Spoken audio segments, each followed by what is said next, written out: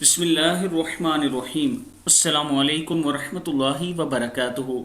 لا علاج بیماری ہو، ایسی بیماری جو سمجھ میں نہ آتی ہو یا لا علاج بیماری ہو تو مریض خود اس آیت کو کثرت سے پڑھا کرے، انشاءاللہ سکون مل جائے گا، انشاءاللہ اللہ تعالی شفا عطا فرمائے گا۔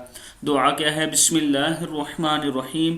ربہ انی مسنی الضر وانت ارحم الراحمین۔ صدق اللہ العظیم۔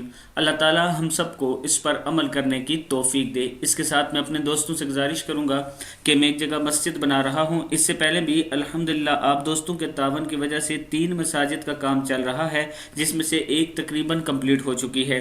یہ ایک ایسی جگہ مسجد بن رہی ہے جہاں پر مسلمانوں کی آبادی کم ہے اور وہ تھوڑے غریب سے ہیں، انہیں آپ دوستوں کے تعاون کی ضرورت ہے۔ یہ میرا واٹس ایپ نمبر ایزی پیسہ اور جائز کیش اسی نمبر پر موجود ہے، آپ دوست تعاون کر سکتے ہیں۔ السلام علیکم ورحمۃ اللہ وبرکاتہ۔